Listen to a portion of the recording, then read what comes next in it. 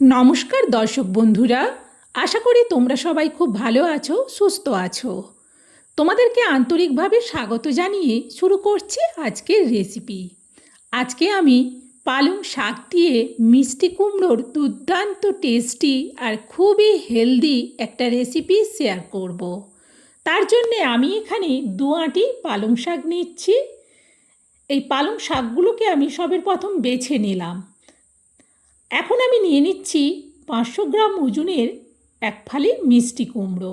মিষ্টি কুমড়োটা কিন্তু বেশ সুন্দর পাকা। এই মিষ্টি কুমড়োর সাথে দেব আর আমি একটা আলু। এখন আমি এই শাক, মিষ্টি কুমড়ো আর আলুটাকে কেটে নেব।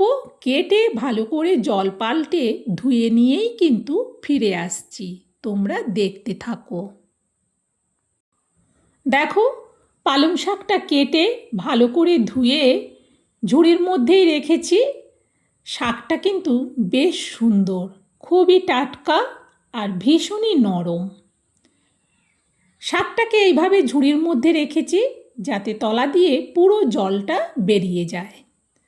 আর মিষ্টি কুমড়ো, আলু এই থালার মধ্যে রেখেছি। মিষ্টি কুমড়োটাকে এইভাবে মিডিয়ামভাবে কেটেছি আর আলুটাকে একটু লম্বা লম্বা রেখে কেটেছি।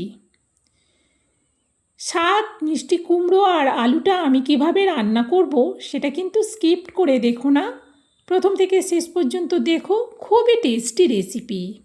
রান্নাঘরে এসে গ্যাস জেলে কড়া বসিয়ে দিয়ে কড়াতে দিয়ে দিলাম সরিষার তেল। এবার খুন্তি দিয়ে তেলটাকে কড়ার উপর পর্যন্ত চাড়িয়ে নেব। তেল আর কড়া কিন্তু খুব ভালোভাবে গরম হয়ে গেছে। এখন আমি এতে দিয়ে দেবো আলুগুলো।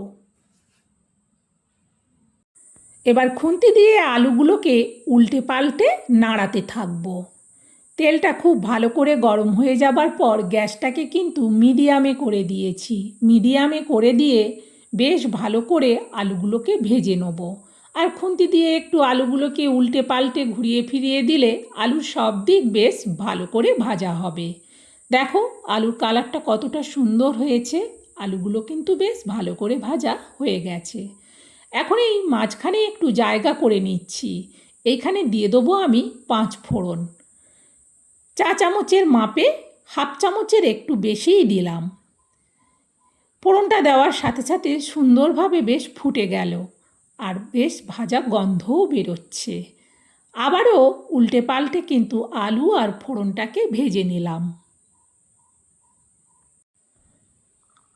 মাঝখানে আবারও একটু জায়গা করে নিচ্ছি। দিয়ে দেবো এখানে গ্রেট করা আদা, চা চামচের মাপে 1 চামচ।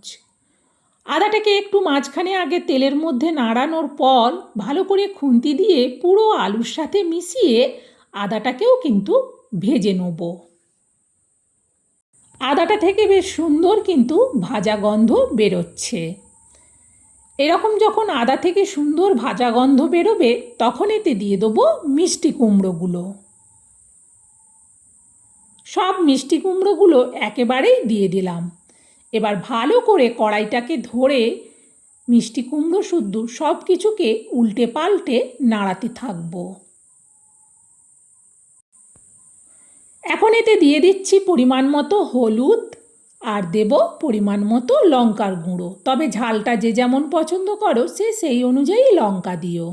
আবারও খুন্তি দিয়ে হলুদ আর লঙ্কার গুঁড়োটাকে ভালো করে সব কিছুর সাথে মিশিয়ে নেব। এখন এতে দিয়ে দিচ্ছি পরিমাণ মতো লবণ আর দেব অল্প একটুখানি চিনি। লবণ চিনি দেওয়ার পর আবারও খুন্তি দিয়ে ভালো করে সব কিছুর সাথে লবণ চিনিটাকে মেশাতে থাকবো আর উল্টে পাল্টে নাড়াতে থাকবো। এবার এতে দিয়ে দিচ্ছি পালং শাক। একেবারে সবটা দেওয়া যাবে না, প্রথমে কিছুটা দিলাম, দিয়ে এবার খুন্তি দিয়ে আগে ভালো করে এই শাকটাকে আলু, মিষ্টি কুমড়োর সাথে মেশাবো। এরপর এতে বাকি যে শাকটা আছে অল্প অল্প করে দিতে থাকবো আর একটু করে নাড়াতে থাকবো।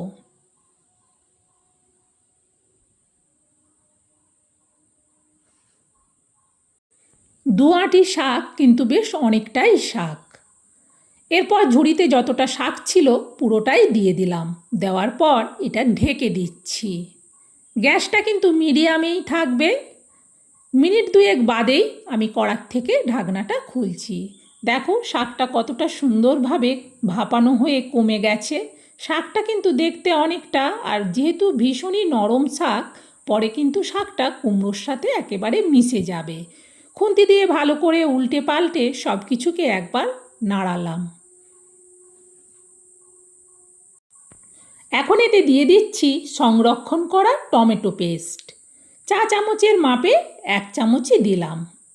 এবার ভালো করে আবারও টমেটো পেস্টটাকে আলু, মিষ্টি কুমড়ো আর পালং শাকের সাথে মিশিয়ে নেব।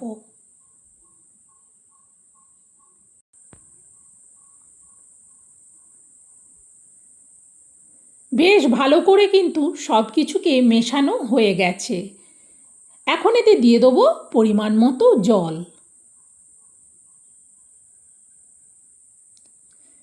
জল দেওয়ার পর খুন্তি দিয়ে নাড়িয়ে দেখে নিলাম এতে আরও একটু জল লাগবে। জলটা দেওয়ার পর খুন্তি দিয়ে আবারও দেখে নিলাম। দেখে নেওয়ার পর এবার এটা ঢেকে দিচ্ছি। ঢেকে দিয়ে গ্যাসটাকে কিন্তু একেবারে বাড়িয়ে দিলাম, তাহলে তাড়াতাড়ি ফুটে উঠবে।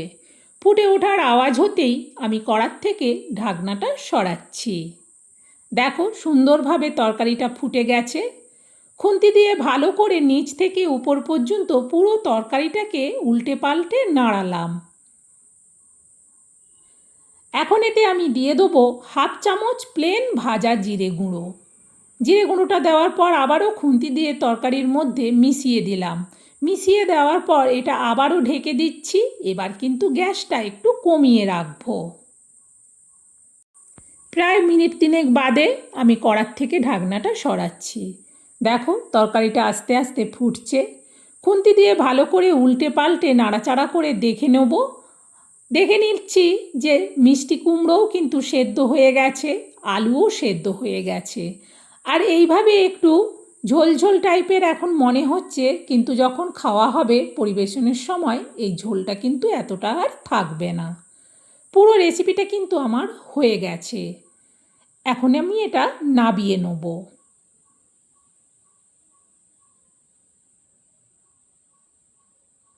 যেহেতু রেসিপিটা অনেকটা, সেই জন্য একটা বড় স্টিলের জায়গার মধ্যে পুরো রেসিপিটা ঢেলে নিচ্ছি। সত্যিই বলছি বন্ধুরা, পালং শাক আর মিষ্টি কুমড়ো আলু দিয়ে এই রেসিপিটা এতটাই টেস্টি হয় যে এই রেসিপিটা দিয়েই কিন্তু পুরো একথালা ভাত নিমিষে শেষ হয়ে যাবে, আর অন্য কিচ্ছু লাগবে না।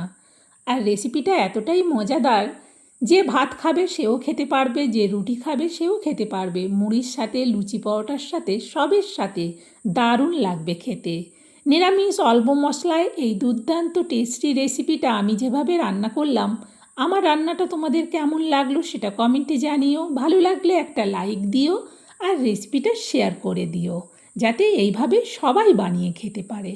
আজকের মতো রেসিপি শেষ, আবার অন্য রেসিপিতে দেখা হবে। সবাই ভালো থেকো, সুস্থ থেকো, টাটা।